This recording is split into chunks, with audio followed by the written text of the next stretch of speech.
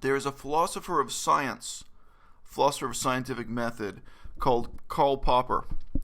Karl Popper introduced the idea that one aspect of scientific validity is actually courage, is actually taking a risk in putting forward a thesis. So one of the examples he gave of this was of making the risky prediction that when the moon passed in front of the sun, we would be able to very briefly measure the distortion of the path of the sun's rays going past the moon. This is part of the biography of Einstein. If we're not making and testing theories that have an element of risk, then we're not doing real and legitimate science. It was an original idea, and he came to some interesting conclusions about that. There is a channel here on YouTube that accuses people of white supremacism, but it does so with no sincerity and no risk. Now,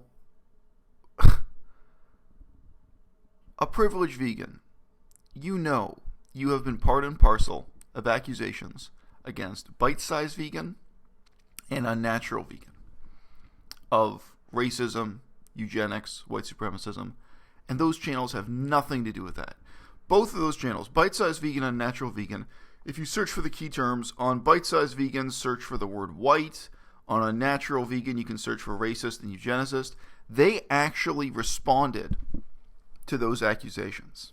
Now, a privileged vegan should have responded too. She should have distanced herself from that because she co-signed and endorsed and promoted the channel based in Toronto. I'm not going to name the channel that made those accusations directly. And what a privileged vegan was filming was the same witch hunting nonsense. Okay?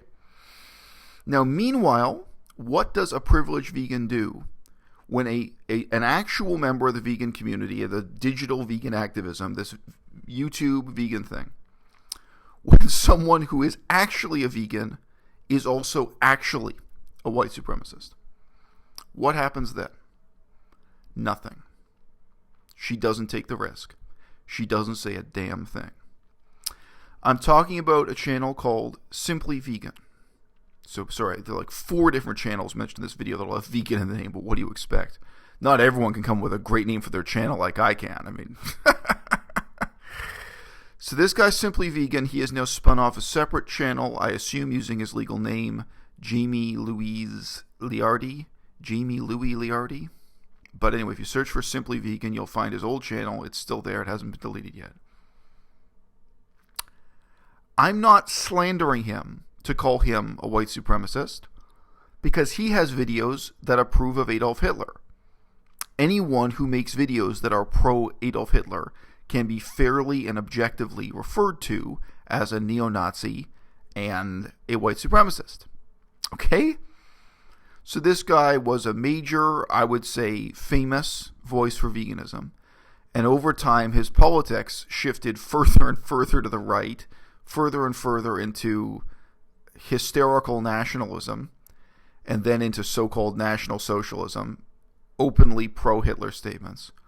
And what does... So a privileged vegan, if your channel is the defender of the weak and the downtrodden, if your channel is supposedly a voice against racism, against every kind of racism except anti-Semitism, I might add, why is it that you haven't said a word, you haven't taken a risk, you haven't made a peep against so-called Simply Vegan Jamie Liardi when he became a vocal advocate for real white supremacism within veganism?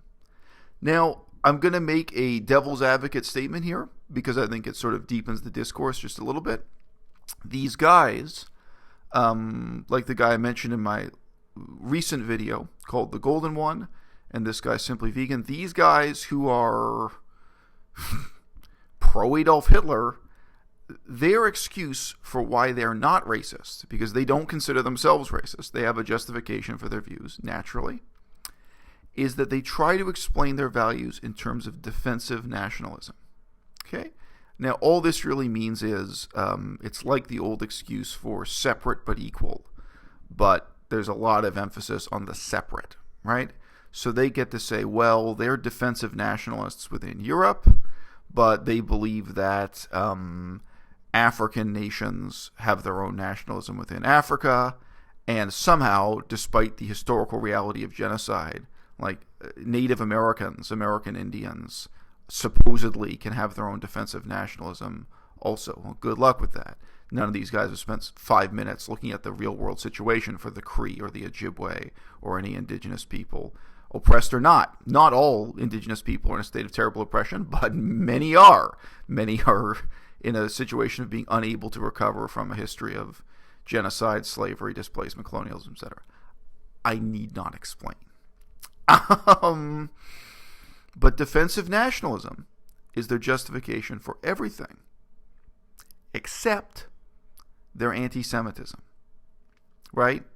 Every other nation is allowed to also have defensive nationalism except Jews, because if Jews do it, then it's Zionism.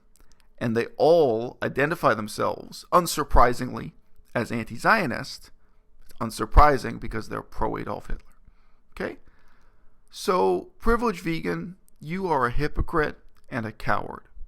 You wanted us to believe that you were taking a stand against white supremacy. White supremacism, I should say.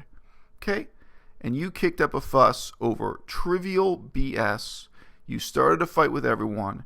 You never had the intellectual integrity to criticize the people you co-sign, you endorse, you're on the same team with, when they brought salacious and impossible to justify accusations against bite-sized vegan and a natural vegan. And on the other hand, when the chips were down, when there was someone who was really a white supremacist inside Team Vegan, shall we say, you didn't have a word to say, and you still don't.